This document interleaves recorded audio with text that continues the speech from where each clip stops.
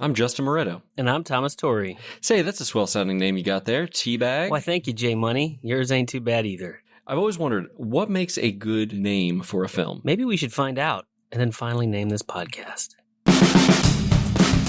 I'm a filmmaker. I'm a scientist. And we're two friends who've made movies together. And launched a company together. And we lost our money. And our identity. But we are finding ourselves again. And this is our podcast. This is it. Welcome. On today's episode, we wax curious about film and book titles and what makes them good. Single word nouns, gerund verbs, the romance and danger of James Bond. And does a good book name also mean it's a good movie name? But first, Justin gets a little sciencey about current COVID trends. All that and more on the greatest named podcast of all time, featuring the music of Margolnick.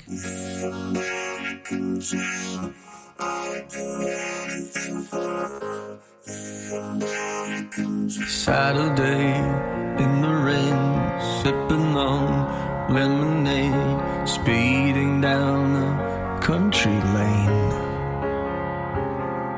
Put something strong in your cup, but not in mine. I gave it up, calling it a lazy day. The stupid things that set you off, the same old things that piss me off. But listen, babe, we've got a lot, 'cause you don't mean nothing without you around, without you around. So I gotta do something to keep you around, to keep you around.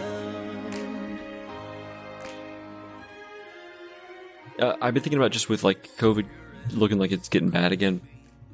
And I feel like I feel like this idea must exist somewhere, but I can't seem to find it. So I've been calling it adherence fatigue. And I think about it, I feel like the thing where I feel like I've experienced this this idea before is in sort of learning about communism, from in a capitalist society. Like, when they talk about communism and sort of the ills of it, they always talk about this idea that, well, some people end up doing all the work while everyone else just sits around. And then eventually those people doing all the work, they get tired of like, well, why am I doing this if I'm getting the same reward as, Jimmy Johnson over here who's not doing anything? Like, he gets the same as me, but I go to work 8 hours a day and he just loafs around. And while I don't think that is a real experience in, communism necessarily, I do find myself feeling that way now about like the fact that I've been wearing a mask since February, and I got vaccinated, I volunteered at a vaccination site. Like, I feel like I've been doing everything right, and there are just a bunch of people fucking around, and now it's like, why am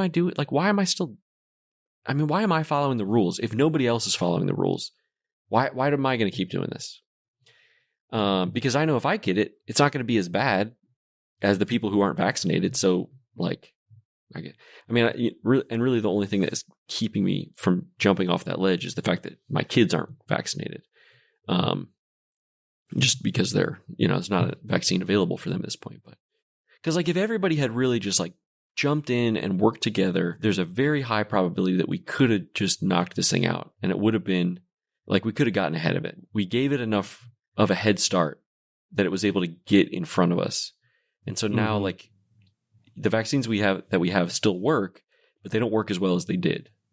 Mm-hmm. And so, we're already having to kind of, in the way that the flu works, we're already having to look and see, can we head it off at the next pass? Mm-hmm. And, my sort of angry pessimism says, no, we can't. We will head it off at the pass the same way we had the flu off. And now we're just in a mitigation game, not a elimination game, which is frustrating. Well, I have always been confused by the elimination versus mitigation, because when it first started, the conversation was do all this to slow the spread. And then that changed to stop the spread. Well, and I was sort of wondering, can we stop it, or is this just about slowing it to not overwhelm the healthcare system?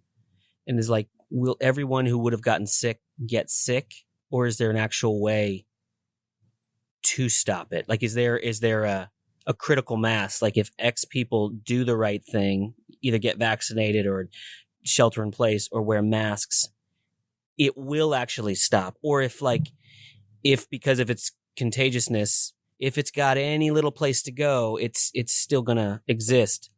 So is having it pass through the entire population the quickest way for it to kind of go through, to go through? And is there a way to let that happen and protect the people who are vulnerable? Like the flu kind of just goes through us as a nation, and the elderly and infants die every year. And obviously we could mitigate that much more if we were more precautious, but like, is that the future of this thing? Like, is this going to be a perennial thing that we just sort of let it pass through the nation or the world? I mean, but it doesn't have to be. I guess that's my question. If in the beginning, I feel like the idea was slow the spread because we don't have a vaccine. We need to keep this low, and because if the way that the disease transmission works is that it tends to be exponential growth. Right. So for every one person that's sick, they infect, say, 2 people. Right. And there are certain diseases where I think that's called the R0, is like, how many people am I likely to infect? If it's 1-to-1, then that's a slow, that is pretty easy to contain. And things like MERS, which was hyper deadly, it had like a 50 or 60% death rate. That had an R0 of 1, or whatever the number is that means you typically transmit it to one other person. So they were able to contain it and shut it down and all that. I actually don't remember. I don't know what the most updated numbers are for COVID, but I think it's much higher because of the fact that we incubate and are contagious before we necessarily know about it. So the idea in the beginning was slow it down. Then we had a vaccine, and then it became, there are lots of diseases that we have fully eradicated. Because we were able to contain them and vaccinate against them. I feel like we could have gotten there. We were on the cusp of that potential. Like if people hadn't been fucking around, all right, I will put the first blame on the CDC because they waited until like April to start telling people to wear masks. They should have been telling people in February, you do not need an N95. A bandana is enough. Like that is better than nothing. Just wrap a bandana around your face. Unfortunately, they didn't. And then in the meantime, people politicized it. So that was on them to begin with. But then, like, if people had just said, like, yeah, I don't want to die and I don't want people I care about to die, they had done that. And then they had gotten vaccinated. Once you get to a certain percentage of the population, it's much harder for things to spread because that R0, say if it was 3, right? I have the high probability that I will spread it to 3 people. Well, if 2 of those people are vaccinated, now it's not 3, it's 1. So I've spread it to 1 person. And, what if all 3 of them happen to be vaccinated? Well, now I didn't spread it to anybody. And it's like that the disease vector drove into a dead end road, and then you were able to trap it and, eliminate it, even though you were sick, right? But now we're to the point where, like, even vaccinated people can spread it. So now there is no stopping. And get sick from it. Yeah, and and that getting sick or not getting sick. Is that because of the mutations of the disease, which has changed and become aggressive? Diseases are always going to mutate, right? And that is it is a symptom of like DNA reproduction, right? When you have a system and if you really start learning about how DNA production works, you think about they're making billions of base pairs. They're like reproducing this. There are going to be mistakes. Things get incorporated in the wrong area. And almost all the time, those mistakes, which we call mutations, they don't do anything. Nothing changes. But occasionally, those mistakes, they build up, or it is a big enough mistake that it changes something fundamental about it. And that can be a negative thing, and the virus will fail to propagate. Or, as is more often the case, because you have a selective pressure, and that selective pressure is, a partially vaccinated population, then certain ones will mutate that can survive that.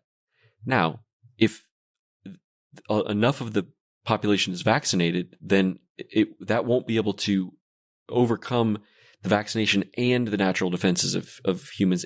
You'll end up with that same dead end scenario. But in this case, that's not what happened. I mean, and this is essentially the same thing that happens with antibiotic-resistant bacteria, is that when you take antibiotics, you kill most of the bacteria very quickly, but you leave a few. And the few that you left are the ones that maybe they were able, like they had a little bit of an advantage surviving against the antibiotics, and then you let them grow and proliferate. Dude, it's just a hard time. It's a hard life for everyone. It's a hard knock life. And for me. It's a hard knock life. Speaking of hard knocks, the HBO documentary series on NFL football, Dallas Cowboys are featured this season. Yeah, that's one of my favorites. Justin, okay, if the people who are listening, Justin's eyes glazed over so instantly. He fell asleep as soon as I said the word NFL football. Well, but then I woke back up and you were talking about Cowboys, which I love. The Cowboys. Well, not he does love Cowboys. Just Cowboys in general. I've got them on my wallpaper. Cow hands. Yeah. Cow pokes. I love a good cow hand. Everyone thinks they have hooves. They don't. They have human hands. Coming up right now, it's a long-winded discussion about movie titles. Have we ever not been long-winded? I have. Most of the time, in fact. I was talking about me. What's new? Stay with us. The stupid things that set you off, the same old things that piss me off. But listen, babe, we've got a lot. 'Cause you don't mean nothing without you around, without you around. So I gotta do something to keep you around, to keep you around. It's the American dream, the American dream. I'd do anything for the American dream.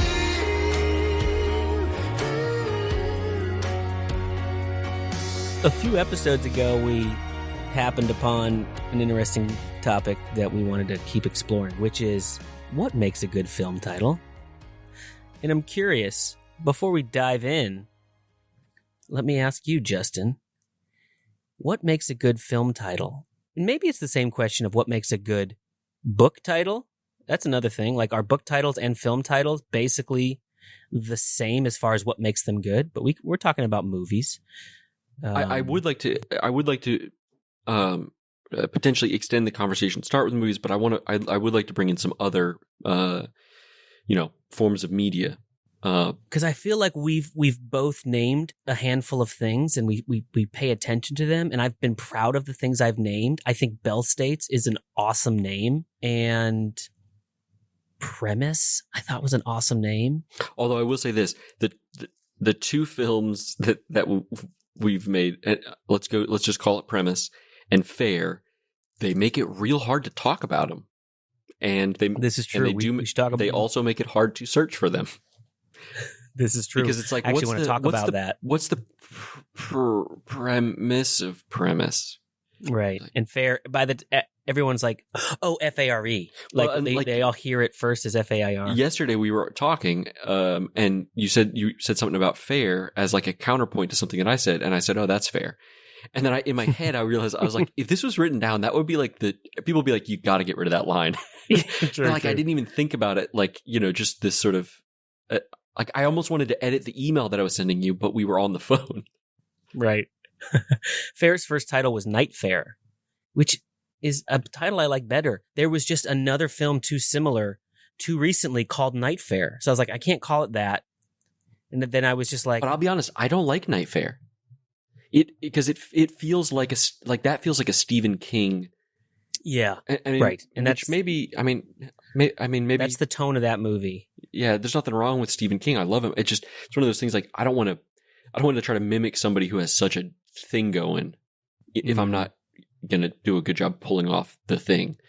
And I was a little self-conscious about Fair just as a single word film, and I eventually grew to really love it. But like a couple of people, once they see the film and it's about this sort of estranged marriage, they're like, you should have called it Affair. And I'm like, get out. I was like, no. That would have made it a horrible title. That would because see that would be a good pun. That would be a good B horror film, right? Like fair. That would be the sort of thing. It's like if you are going for that and you're going to lean into it with that title, you have to. Right. So, but anyway, yeah, go ahead. What makes a good title? Yeah, I don't know. What I will say is, and this is kind of, I'm just speaking off the cuff, and I haven't really given this too much thought. I do think that there's a difference between a good book title and a good film title, and I'm not sure why, and maybe we can explore that. But I think that there are a lot of there are some book titles that I think make good film titles, but I think in general it doesn't translate super well. I think that if the film wasn't so loved, Lord of the Rings is not I feel like a great book title, but I don't find it to be a good film title. Now, obviously, it's hard to separate that from the success of it and all that, but it feels like it's too much. It doesn't, and you know what I think it is? I think it's that the people that get films made have, in general, a shorter attention span than the people that get books made. Interesting. And that I'm oversimplifying it, but if I think about the person, how hard it is to get somebody to read a script, which would take about 35, 40 minutes versus a book, which is going to take 10 hours. I mean, that's just my thought. There is definitely something different about the mediums because a title, and it's interesting, and part of the fun of talking about it is because I don't quite have it figured out of the why. Why is one title good, one not good? I think there are some general rules, but it's more of I know it when I see it. It's an essence, it's a feeling, it's a tone. And each movie its essence and tone is different. And so some titles work for some types of movies, and the same kind of title might not work for another movie. But film and books are very different in their essence, in their tone. So then it stands to reason that the titles would be different because of what they invoke, what they mean. And it's interesting even just to go through, like I pulled up, the AFI 100 movies. So this isn't anything to do with film titles, but these are considered like the greatest 100 movies of all time. And obviously that's very debatable, but these are all the classics. But I'll just go ahead and read through. And it's interesting because most of these are great titles. And it is interesting. There is, to your point, it is hard to extract a title from a film that's become so beloved. Like Star Wars, I think is a horrible title, but I don't think of it that way because it is such a massive movie. It is a movie that has so surpassed its own title and its own, narrative and its own, singularity and become something much more. So now you can't imagine it being called anything else. So a lot of these maybe benefit from it, but I feel like enough of them are just great titles in and of themselves. I'll just start reading them. If you have like a real visceral reaction to one of them, you can stop me. Citizen Kane, Casablanca, The Godfather, Gone with the Wind, Lawrence of Arabia, The Wizard of Oz, The Graduate, On the Waterfront, Schindler's List. Now, some of these are book titles. Yeah, a lot of them actually. A lot of them. Singing in the Rain, It's a Wonderful Life, Sunset Boulevard, The Bridge on the River Kwai. Love that title. That's a great one. I don't love It's a Wonderful Life, but It's a Wonderful Life. Agreed. It's not a good title. Star Wars, All About Eve, The African Queen, Psycho. Psycho's interesting. I don't know if it's a great title, but now it's like one of the best movies ever. So now it's like it has to be called Psycho. Yeah, I mean, are they using it as a noun or a verb? I'm sorry. Well, an adjective or a noun. I don't know. One Flew Over the Cuckoo's Nest. That one. Grapes of Wrath. One Flew Over the Cuckoo's Nest is a book title. But I guess I do find it translates well. So maybe I'm going to end up redacting. Well, The Grapes of Wrath is, I think, one of the great book titles, and now one of the great, film titles. I think that's just such a poetic, evocative title that works for the material. 2001: A Space Odyssey. That is a clunky, weird title. Yeah, that one is weird as shit. I feel like 2001 would have been better. But then again, I think about the dumper of a film, 2012. Yes, exactly. So, but again, maybe that's one of those things. Like, had 2001: A Space Odyssey not been very good, I mean, but maybe just A Space Odyssey. Because what is 2000? Is it supposed to take place in 2001? I don't even know. Yeah. Well, I mean, the first third doesn't. but the last 2/3 do.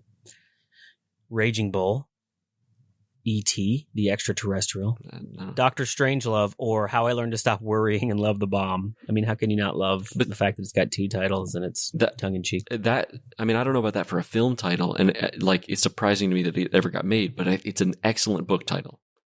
And I feel like the length of it makes it, well, it's a satire, weirdness. so I feel like you can get away with that kind of crazy title because it's part of the joke. Bonnie and Clyde, Apocalypse Now, Mr. Smith Goes to Washington, The Treasure of the Sierra Madre, Annie Hall, High Noon, To Kill a Mockingbird, It Happened One Night, Midnight Cowboy, great title. Best Years of Our Lives, Double Indemnity. That's a great title that just, reeks of just noir. So it's like a film called that is noir, which I kind of want to talk about James Bond titles because there's something really interesting how every one, maybe we can go through the list, feels like, oh, that's a James Bond title. And if you were to title it something completely different, it has to fit into the James Bond essence. And it's really interesting. Like, what is that about those titles? We'll look at those in a minute.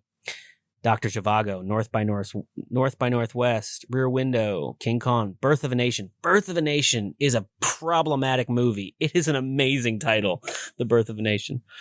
A Streetcar Named Desire, A Clockwork Orange. That's a book. That's though. a book too. A Clockwork Orange. I don't even know what that means. Having seen the film a bunch, I still know what the title means.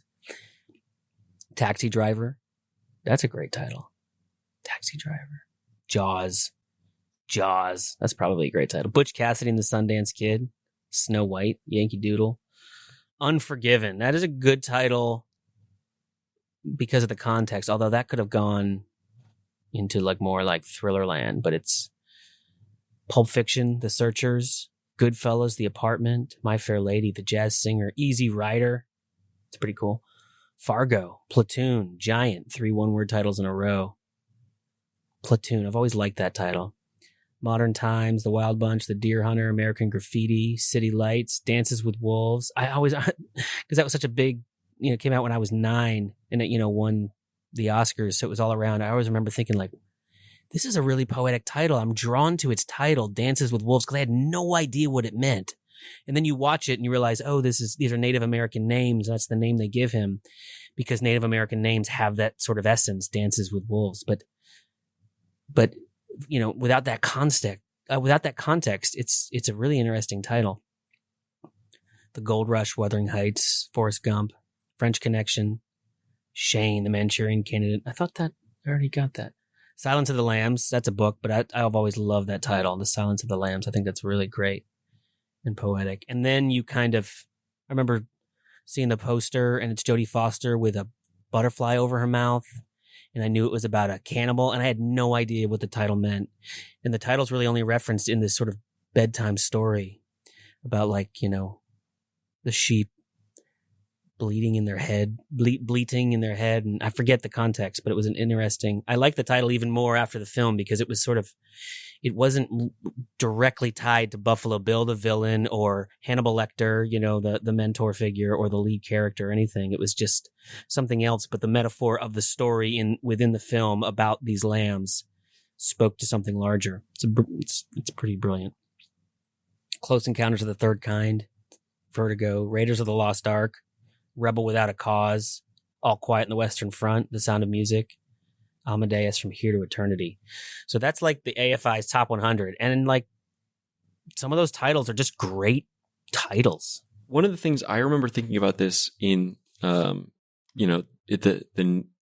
choosing names for our children, that there are certain names that you might love the name, but then you put it as a middle name and it feels like it doesn't work. And then you flip them and it's why does that sound better? And I think there's something about, and maybe this is just in my own personal brain and this is not something that extends beyond me, but there's something about the number of syllables and how they work together. Cause when I think about a name that is 2-syllable first name, 1-syllable middle name, it just doesn't feel right to me. Grayson Leo. Or 1 syllable each. John Leo. Well, is Leo 1 or 2 syllables? Leo is 2. Yeah, sorry. John Lee. Grayson Lee. I mean, maybe it's just it sounds too Southern for me. Grayson Jack, right? It doesn't feel right. Or like Jackson Isaiah, both 2 syllables. And there is absolutely something about the makeup of the syllables and the letters. like the cadence. Some of it would work, depending on consonants and vowels and alliteration. Like the actual poetry of the English language within a title is definitely something that I think makes or breaks titles. But there's also something like the title has to, I think, be on tone with the film. David Lowery, who has a great title in Ain't Them Body Saints, talks about, like, he's very aware of the poetry of that title. And he kind of even concedes it's a little arty. But he's like, if you go see a movie called Ain't Them Body Saints, you're going to have kind of a sense of what you're in for, which is the movie he made. It's sort of a Bonnie and Clyde kind of Western, but it would be disingenuous for a distributor to frame that movie as like a thriller and calling it, The West or like, Forbidden Love or something like that. So Ain't Them Body Saints is kind of the perfect title because when you see the poster artwork, you see the description of the film, it delivers on the promise of its title. And I thought of that for All the Names We Buried. So it's interesting to even walk through the title evolution of that film. It started as Dust because I liked one-word nouns and even one-syllable nouns. I had a film called Price. Price is I had Right. a film called Fair. And so Dust, it was one word, mostly consonants, but there was enough poetry. It evoked 2 things for me. It evoked sort of the dust of a dirt road kicking up in sort of the setting sun, this sort of, southern country air full of dust, really just full of, dirt. But it's interesting. Dust, dirt, so similar, so related, yet one to me is poetic. The other is much more aggressive. I don't know if dust and versus dirt relay the same sort of difference to you. Well, I think that they are evocative in different ways. I would never see a car driving down, like a desert road or, like a truck driving through the desert and, the stuff kicked up behind it. I would never say, oh, look at that dirt cloud. Right? You'd say dust. I would say dust cloud. Because to me, dust, I mean, it kind of, if I know it's like a Southern thing, that's what my mind envisions. If I don't know that, or maybe I'm thinking about like, what else could it mean? It's like how things settle when we leave them, like the dust in a room. And so it kind of has that. Whereas dirt, that makes me think like, if it was about dirt, then it would be like earth, farm, dirt could be a good title, but not for that film. Yeah, or if it was if I turned the script a little more edgy horror, a little more genre, because they bury a body, it could be dirt. But Dust had a second layer of meaning that I really liked, which is sort of a very famous Bible verse is quoted every Ash Wednesday and at a lot of funerals. From dust you came, and to dust you shall return. This idea that we are sort of formed of earth, we live a life, and we will return back to earth. So having a real sense of our own mortality. And in a film about, in a film about sort of death and guilt, that evocation was really interesting to me. That verse is not quoted in the film, and the word even dust wasn't quoted in the film. But I liked it for that reason. Yeah, ashes to ashes, dust to dust. Exactly. And then like another filmmaker got involved. He was going to direct it. We were trying to raise money and he wanted to push away from that title. And so we had a whole long list, but all of mine kind of were in that vein. And ultimately he wanted to call it Southbound Crossing, which I never liked. I was like, Southbound's not too bad because this guy's going south. It has a lot of layers of meanings. But Southbound Crossing, I was like, and I'll get to this later. I hate gerund words in titles, mostly like the crossing. Some of it really works, but in general, I like to avoid it. So I kind of resisted it. And then like after 5 years of not being able to make that movie, he wanted to change the title again just to kind of like be able to resubmit it to people and they think it was something original. So then he chose Westfield, because he liked the idea that, oh, maybe this town could be Westfield, and good. There's a lot of good movies where they name it after the town if the town's good, but also the field where they bury the body is central to the plot. So Westfield. I didn't love that title. And then eventually when I took it back, the script, and he was no longer involved, I was like, I think I'm over Dust. I'm like the Dust phase of this script is done. And I ended up calling it South. And I love that title. I still love that title. And it was South for a long time. And then Chad Harbold, producer on the film, brought up your point about that title. And he's like, it's a good title. It's a good word, good title. It can mean so many things, right? They're in the South. The character is heading south. And also, you know, when shit gets out of hand, it all goes south, yeah. You know? And I loved it for those reasons. Chad was like, the problem with South is, one, it could be any kind of movie. It could be the poetic Southern drama thriller that we're going to make, but it could also be a bloody horror movie, or, you know, it doesn't clearly attach itself to a genre, but more than that, it's too anonymous. You know, you talk about premise as a word that would make your film obscure or fair. South is like one of the most ubiquitous words. So you're searching South movie, like he's like, you know, we're making a small movie. We need to rise above the noise. The title could get lost, and people, not that they'll forget about it, but it's just like, if you're trying to search for it online, it's just too anonymous. And I was like, damn it, he's right. And then I remember David Lowery's sort of defense for Ain't Them Bodies Saints. And I was like, well, that's kind of the movie I'm trying to make, that tone. So let me lean into that sort of poetry. And I went through a long list and eventually arrived at All the Names We Buried, which I love. It's long, but it's evocative and it's poetic. And I feel like it's on tone with the movie we want to make. So it's interesting just sort of the evolution of those and how important the title was for us.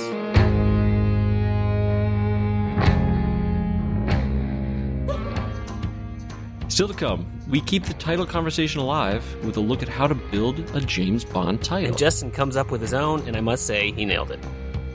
Stay with us.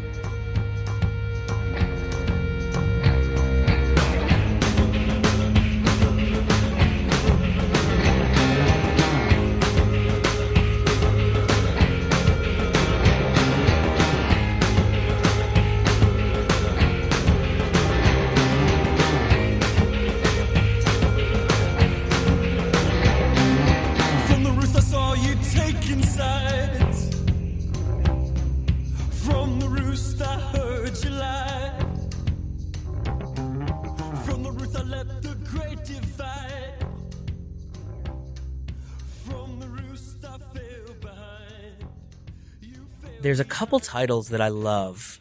Some of my favorite titles. They're really compelling. They're really interesting as phrases, because you don't quite know what they mean. And then when you find out what the film means, all of a sudden they take on this whole extra life.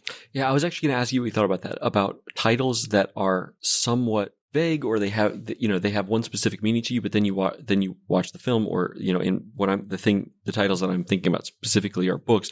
You read it and you're like, oh, I get the deeper meaning now of the title. I tend to like it if it's done well. Like, here's one title I've always loved. I've never seen the film, but I remember it was nominated for some awards, and I just latched onto this title: "Keep the River on Your Right."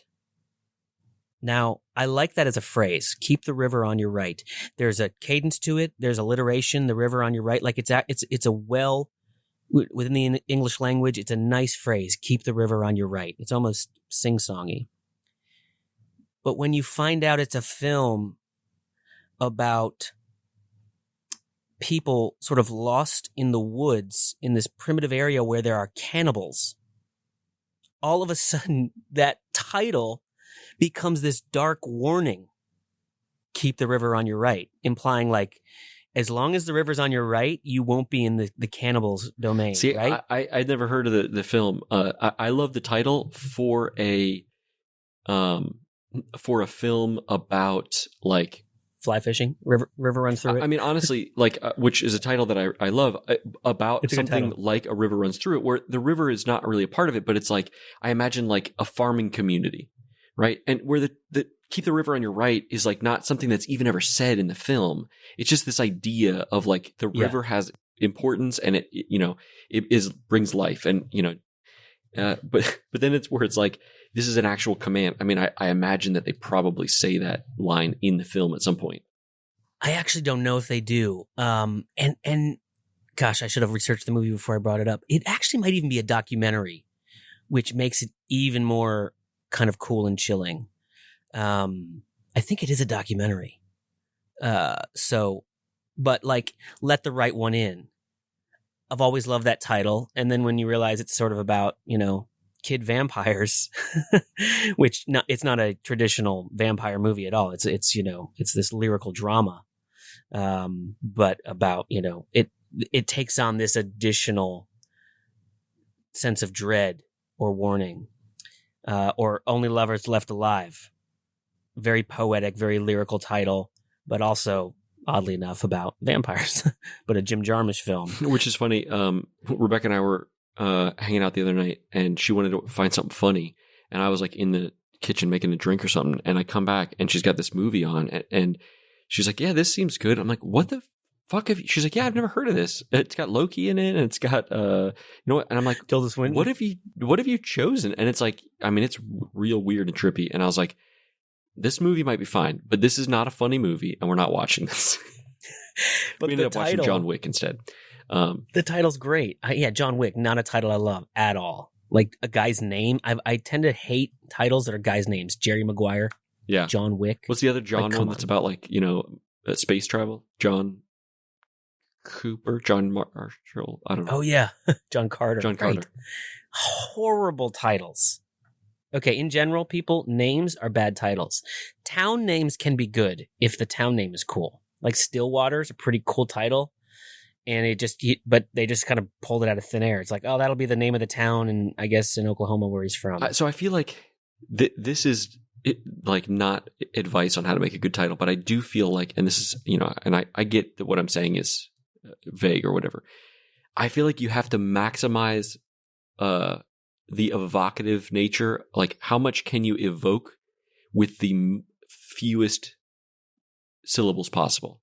Yeah, maybe. And because I think about Star Wars, it's not very many syllables, but I also when I hear Star Wars, if I can, push my mind out of the world, what does that mean? Like, what am I even supposed to be thinking of? Like, it doesn't bring anything to mind. Mm-hmm. Keep the river on your right. I may be wrong about it, but like, in that moment, I can imagine myself in a lush green forest with a river on my right, and I'm like on a hike, right? Like, it could be wrong for the film, but it brings something, but it's also very wordy. Hitchhiker's Guide to the Galaxy, which is, a book that I love. I don't know if it really works as a film title, but to me, like, that it evokes something, because it's like, oh, Hitchhiker's Guide to the Galaxy. Like, it's a great title. Okay, so this is, it's like a guidebook, but for something way bigger than I would have imagined a guidebook for. But it implies a sense of humor. Yeah, and it's silly. Because it's a guide. Like, and it is, one of the best all-time books. And it's playing a riff on, the blank guide to the blank. Yeah. I'm curious why I really resist titles that are like a gerund, transitive verb, noun. Wedding Crashers. Like, no, wedding's not a verb, is it? No. Because that would be, Chasing Amy. Chasing Amy. Raising Hope. Killing Zoe. These are titles, and you see them everywhere. It's kind of lazy. It's kind of obvious. But for some reason, if you add more words to the noun, I like it. I dislike it less. In some cases, I like it. Like Saving Private Ryan is okay. Raising Victor Vargas is okay. Raising Arizona is actually pretty good. I mean, it's an amazing movie, so it's hard to separate it from that. But if it was like Raising Belle or Raising Hope, which is a movie, but the fact that it's Arizona, it's 3 syllables, and it's the name of the baby, but you don't know that in the, seeing the title, you just think of the state. So Raising Arizona kind of works. Yeah, and honestly, I thought they meant raising in the other sense of like burning it to the ground. But killing Zoe's bad. But see, this gets back to the sort of the balance of the syllables, and it's like maybe it has something to do with like the anchor being the gerund, whereas Arizona, it feels like it. I mean, it not just feels like it is more like it sort of tips the balance of the title towards that word. That's really interesting. So that's probably why I don't dislike when the noun is multiple words, it draws sort of the attention to it. So the gerund becomes sort of secondary, like killing Zoe, but killing them softly, I kind of like. Killing of a sacred deer, I love. And then because you have killing as a noun. The killing is great. The killing joke is great. The killing season is great. I was actually thinking about, what about like when the gerund doesn't come first? I'm trying to think of examples of that. Yeah, I probably would not respond negatively to it. It's really the chasing Amy, the raising hope. And is it because it's just too like specific, or maybe that's not the right? It's maybe I don't quite know. It's another one of those things that I feel. It's like chasing Amy. I feel like it's telling me about what the film is going to be about. Exactly. The laziest uses of it is sort of an attempt to just summarize plot in a really simple way. Yeah, what is this film about? It's about chasing Amy. And it's lazy. And so the ones that do it well, you don't feel that laziness. Like The Killing of a Sacred Deer, I haven't seen it. But I'm sure that doesn't describe plot. Or if it does, it has so much more weight to it. Yeah, or it's describing like like a climactic point, or like a central point, but not, I mean, a plot point, not a plot arc. Killing Them Softly is weird. I love the movie. Of course, the title is a famous Roberta Flack song, made re-famous by the Fugees, and the film does not evoke the title overtly or the song. So it's really weird and bizarre. It's probably not the right title, but I love the movie, and the title for me is really interesting when you sort of, because Killing Them Softly, because of how famous the song is, you think of, either R&B or romance or Roberta Flack, but, Brad Pitt is a hitman, and sort of, it all of a sudden takes on a very different tone. I feel like maybe we should talk about some film names for films that are not popular. And maybe that would help us suss this out a little bit. True. Well, there's big films that are iconic films that we don't think of the titles as bad, but like The Shawshank Redemption is a terrible title. Like the word Shawshank is so funny for an amazingly dramatic film. See, I don't find that it makes a bad book title though. Redemption. Well, the book is Rita Hayworth and the Shawshank Redemption. That is the book title. Rita Hayworth and the Shawshank Redemption. Yeah, that is the entire title. I didn't know. So the movie smartly was like, well, we can't call it Rita Hayworth and the Shawshank Redemption. They just called it the Shawshank Redemption. No. Let me be a purist. The book title is Rita Hayworth and Shawshank Redemption. So the "the's" not even there, which is weird. Rita Hayworth and Shawshank Redemption. That is weird. And then the movie called it The Shawshank Redemption. But I actually didn't like, it came out when I was a kid, and I was really drawn to the title, and I drawn to the movie, love the movie. So I've never bristled at the title. But when I think of it objectively or in a vacuum, I'm like, that is probably a bad title. Well, it also does kind of the thing that we were talking about with the gerunds, in that it kind of tells you what the plot of the film is going to be, right? It takes place in Shawshank Prison. Yep. And it is about the redemption of, I guess, two characters. Yeah, true. One wrongfully imprisoned, the other who served his time. Here's an amazing book title that made a horrible film title. Not because they kept it, because they changed it. You know the book All You Need Is Kill? No. It's the movie Edge of Tomorrow. The Tom Cruise movie where, Emily Blunt. Yeah, no, that's actually, one of the few Tom Cruise films that I enjoy from recent history. It's a fantastic movie. I rewatched it with the kids. It was a crowd pleaser. Everyone loved it. It is a great movie.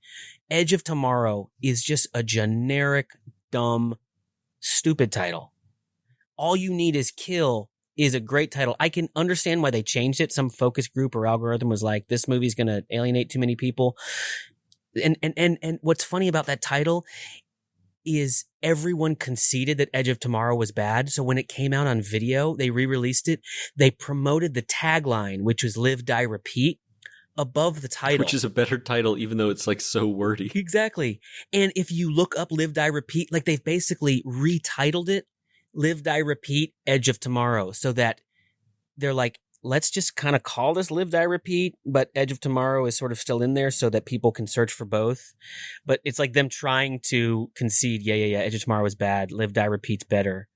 But it's like, it's interesting, like, why is Edge of Tomorrow bad? Which is interesting, segueing into sort of the James Bond title. Edge of Tomorrow could be a James Bond title. Yeah. And my question is why?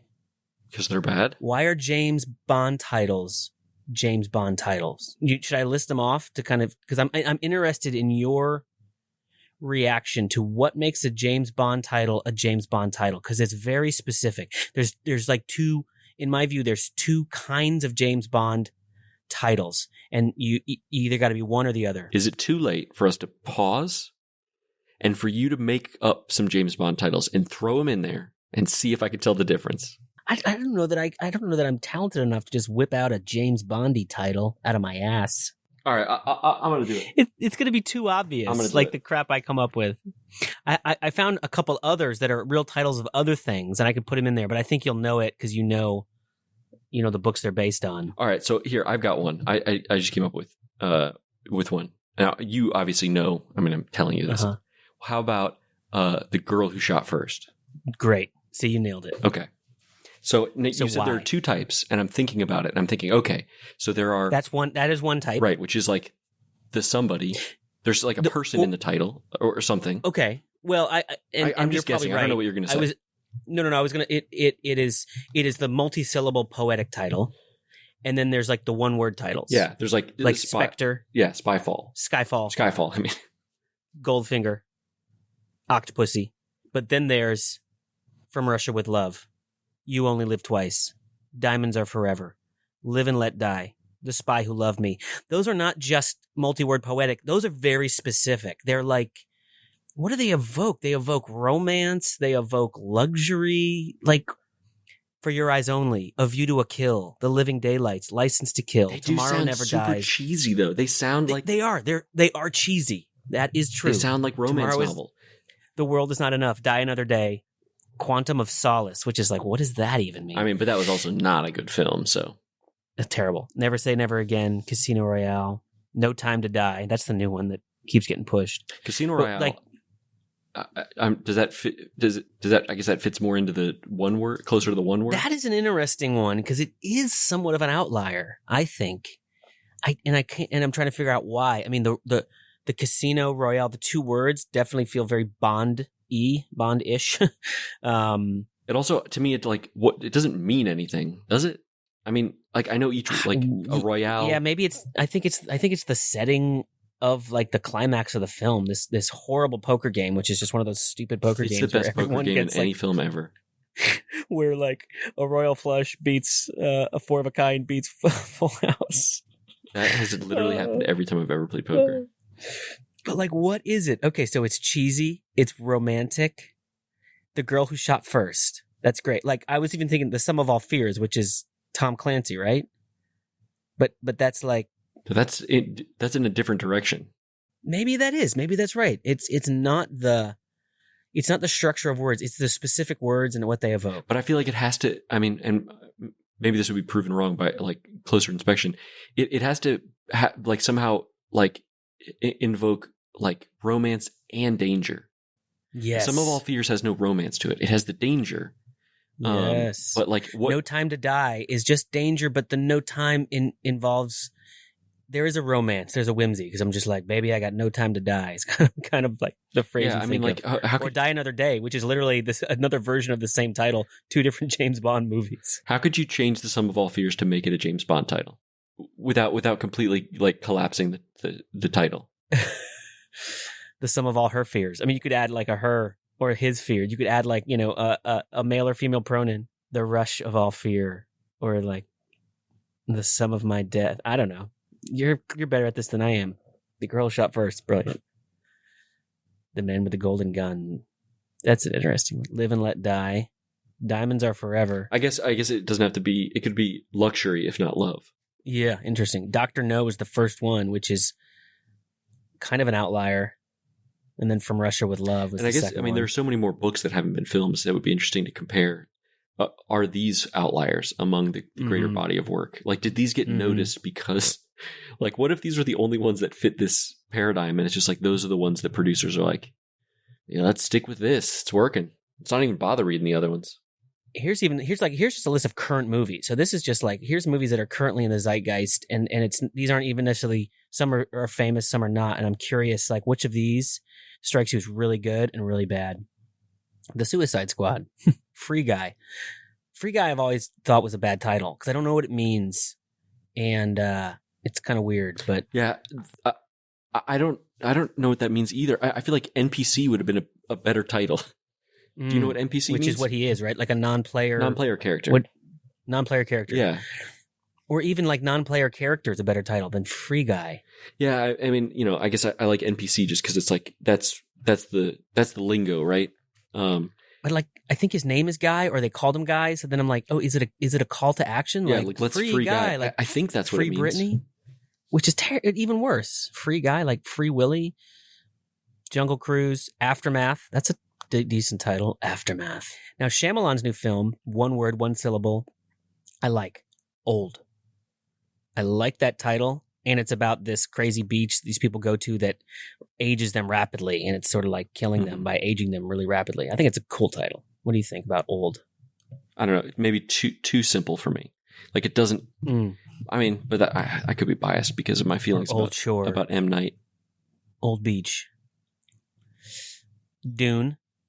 You like that title, Dune? We talked about Dune last week, our last episode. Dune, I was actually thinking about that because I've got the box set right here next to me when we started talking about titles, and Dune is interesting because it's. What does it mean? Is it just describing like the sandy planet? It is like a colloquial name for this planet. So it's not a description or like a landmark. It's actually what they call it. Yeah, it's the name of I'm trying to remember, Arrakis. Arrakis is the actual name of the planet.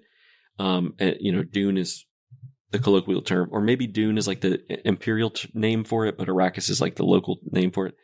But I mean, it's the name of the planet, but it's also, I mean, it's a desert planet, right? It's covered in dunes, and it's about people who live in the dunes. And although I feel like Dune is kind of an understatement for what these, the scope of this desert planet. Here's a title. I'm curious what you think about it. And I'm going to spoil that this is going to be my one pick because I just saw this movie. Pig. Do you just hear that title? What does that communicate to you? Do you know anything about that movie? No, never heard of it. Nothing about it. So many things run through my head. 9 Inch Nails song, March of the Pigs. Pig, it's, about a cop. Pig, it's about, it could be literal about the pork industry. Well, I'll talk more about it in my two picks because that's going to be mine. Are you going to save it? It's right now the best movie of the year. Coda is a title I really like. That was the big winner at Sundance and is now coming out on, I think, Apple. It broke the record for the biggest independent film sale. Apple TV Plus paid $25 million for it. And it's a cool word, coda. I mean, you sort of think it means, the end of something. But it's actually all in caps. It's actually an acronym for its setting. It's a common acronym that stands for Child of Deaf Parents. No, Deaf Adults. Child of Deaf Adults. So the main character is a coda. Her parents are both deaf. And it's sort of this sort of family drama about this family where this one girl is the only hearing person in their family, I think.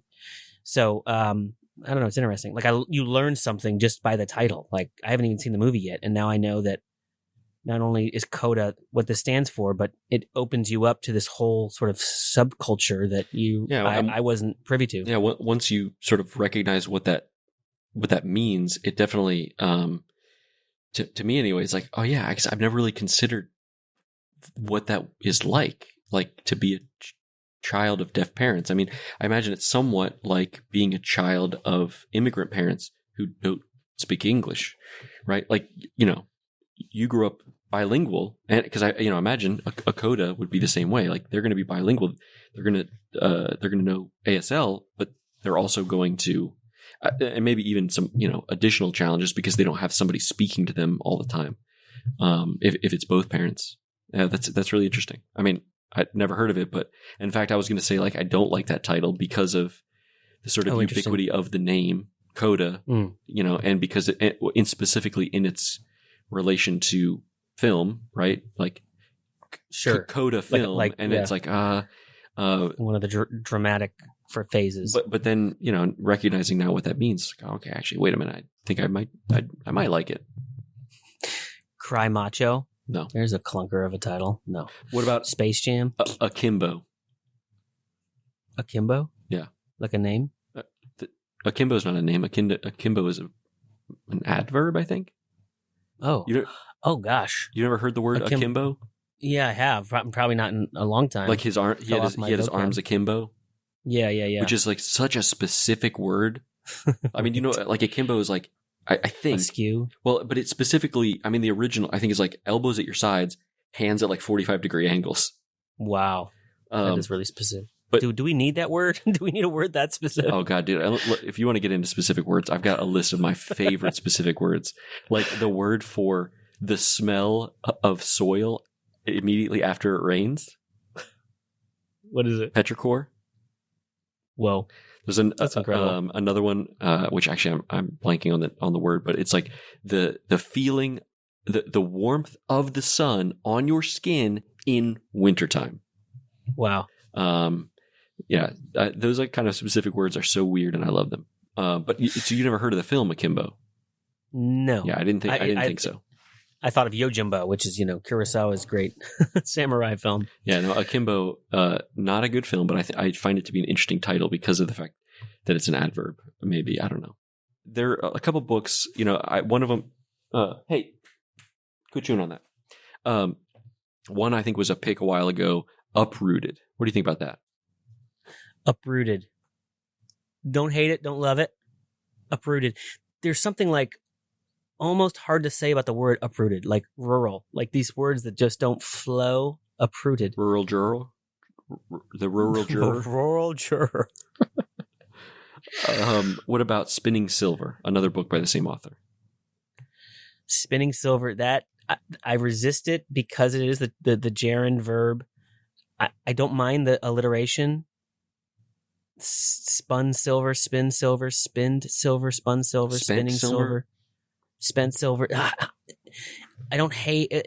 I'm resisting it because of the gerund. Interesting. Okay. Yeah, I was just curious. C.S. Lewis came up with some great titles, like the space trilogy titles are pretty cool. Or maybe I'm thinking of Madeline L'Engle, who did A Wrinkle in Time, A Swiftly Tilting Planet, Wind in the Door. Those are great titles. Probably better book titles than maybe movie titles. Definitely better books than movies, as it turns out. It's definitely true. What was C.S. Lewis's space trilogy though? That Hideous Strength, Out of the Silent Planet, and Paralandra. Out of the Silent Planet maybe is the one I'm thinking of, which I think is cool. That Hideous Strength is kind of weird, but kind of interesting. But Voyage of the Dawn, like his Chronicles of Narnia were interesting. Voyage of the Dawn, Treader, The Lion, the Witch, and the Wardrobe. I mean, if you're a great poetic novelist like Tolkien or Lewis or L'Engle, it stands to reason you should come up with some good titles. Yeah, like The Hobbit. Boom, burned. And with that, we should end. Coming up, 2 picks. No shits.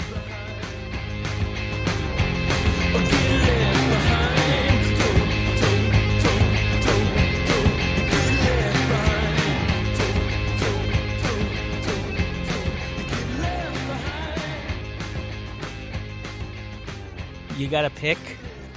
You know mine. What's yours? So my pick is Spinning Silver. It's a book. It's another one by Naomi Novik, who also wrote Uprooted, that I think was my pick a couple weeks ago.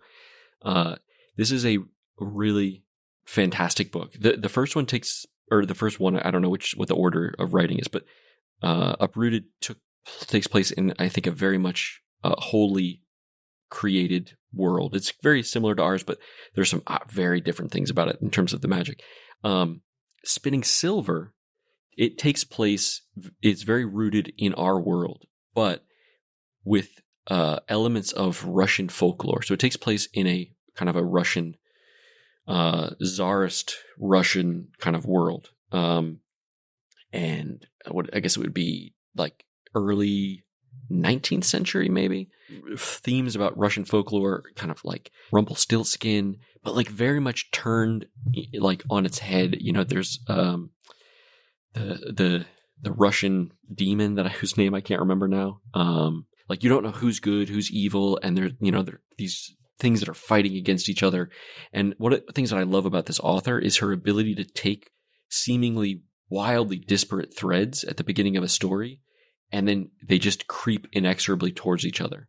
And then it's like they could have never not been this way. And I often wonder, like, do you start with the weave and then you work back? Or do you just know where you're trying to go and you work forward? Anyway, she does a fantastic job of that with these, like, multiple character perspectives. And what's the other? Oh, and very interesting kind of one of the main characters is Jewish at a time and in a place where Jews are very tenuously welcomed, not very liked. And her family is, they are moneylenders, which I know that, can seem sort of reductive, but it's true that a lot of times, like if you were a wealthy Jewish family and you were sort of run out of your town, you would go to a new place and like, that might be all you were allowed to do. Like you couldn't get into the guilds to do things. And so, you would lend the money that you had borrowed. And so, and then some of them became very prosperous for that, but it also kind of lent itself to that stereotype of Jews being kind of obsessed with money and being evil and, their sort of pacts with the devil and all that. Anyway, it's a really good book. I highly recommend it. Spinning Silver. When was it written? Is it a relatively new book? Yeah. I mean, within the last 3 years. Okay, cool. Sounds great. My pick is the last movie I just saw. I just watched it yesterday. It's been on my list. It is Pig, starring Nicolas Cage. Oh, geez. Exactly. All right, so it's got two strikes. Now, so tread lightly. That was kind of the reception, when it was like, oh, Nicolas Cage's fourth film of the year, whatever. So, he cranks out multiple and they're all lately kind of garbage. Dude, look up this movie on Rotten Tomatoes or Metacritic, and the reviews are through the roof. It is a beautiful film. It's about a man who was once an elite chef in Portland, and then basically for the last 15 years has been a recluse out in the wild, in the woods. He's got this cabin with no running water, and he's got a truffle pig, and that's like his best friend. And the truffle pig helps him find truffles, which every Thursday, a city guy comes in, a vendor, and buys the truffles. And so it really gets into the restaurant industry. Like I texted, my chef friends. I was like, you got to watch Pig because it really kind of goes into the chef industry. And it is a weird tonal mashup of like something as calm and lyrical as First Cow, but also John Wick, but also Ratatouille. Like, which is a weird mashup of films, but you see the film, you're kind of like, oh, I kind of see all of them. And the inciting incident is when his truffle pig gets kidnapped and he gets beaten up, he gets robbed and kidnapped, and they're after his truffle pig because, of course, truffle is a very valuable ingredient. And so this pig ostensibly is quite an asset. And it's just about Nicolas Cage, with a bloody face, still in his long johns, in his overcoat, and just an overgrown beard, going into Portland, trying to get his pig back. And it's sort of about the descent as he gets closer to it. It's like, talk to this guy, but you learn about the food industry, but then it becomes something much more deeper about love and loss, because this is this guy's best friend. You start to get a sense of like, well, this guy was like the chef in Portland, and what led him away?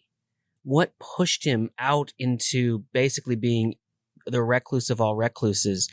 And it contains what might end up being my favorite line of dialogue of the year, which is, "We don't get a lot to care about," and And, Nicolas Cage's character is always talking about, like, we're just a dust in the wind. Like, every 200 years, an earthquake levels this place. We'll be under the water. We're due soon. You get a sense that he had a wife that has passed away, and this young character is at odds with his father. I cried twice during this film. It's just beautiful. It's not like it's a first time filmmaker, Michael Sarnowski. This guy's done some shorts. I never heard of him. It's his first feature. And it's not a perfect film. There's a few tonal missteps. There is when it kind of tips a little too much into John Wick territory. It's sort of like, I don't know if we need that. And then it kind of gets a little sentimental at one point. It's like, I don't know if we need that. But it's like, I'll dock it half a star because it's still the best movie of the year so far. All right, I'll check it out. I won't, despite the fact that it did feel like you were explaining John Wick to me.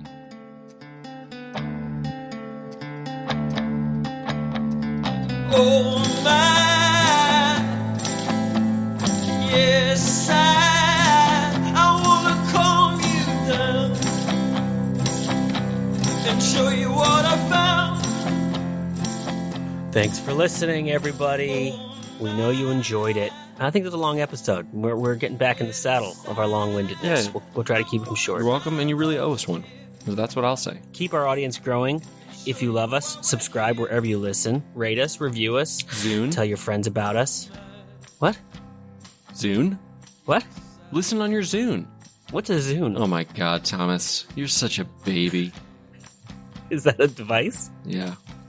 If you want to stay connected to us throughout the month, you can follow our Instagram account at 2friendspod. Go over to 2 Friends with a Pod Instagram and see a beautiful picture of Justin's new dog, Twig. Little Twigathy. And get in touch with us at 2friendswithapodcast.com, where we'll have footnotes from this episode and links to the resources that we've discussed. And you can also email us there at hey@twofriendswithapodcast.com. And if people want to see your film work, Thomas, where can they go?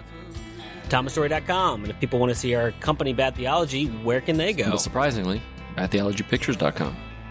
Or on Instagram. Yeah, that's right. Instagram, at Bad Theology. We'll be dropping episodes every other week, so keep with us. And if you want to know more about our musical featured act, Mark Golnick, find him on the internet, where you find people who sing.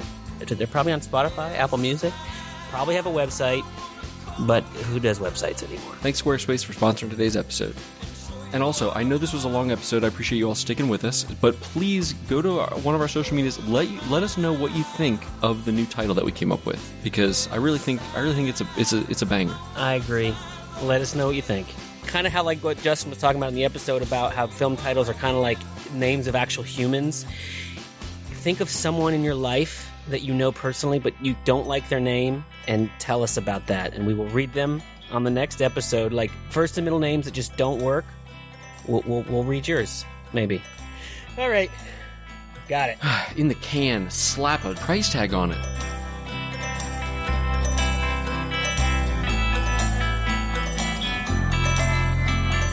Oh my, yes, I wanna calm you down and show you what I found. Oh my, yes, I wanna dry those tears and show you why we're here.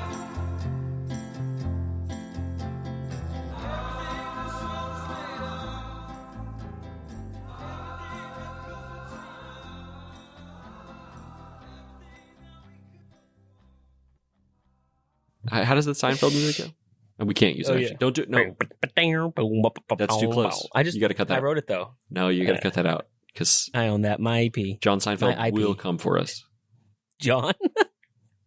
He said John Seinfeld, everybody. That's his brother. He's the lawyer. Do you know Seinfeld's first name? Jerry. Okay. Yeah, fuck off with that nonsense. If you pause before answering it, I was going to extend that pause in the edit. Yeah. And have the whole world believe you don't know. Jerry Jerome? me?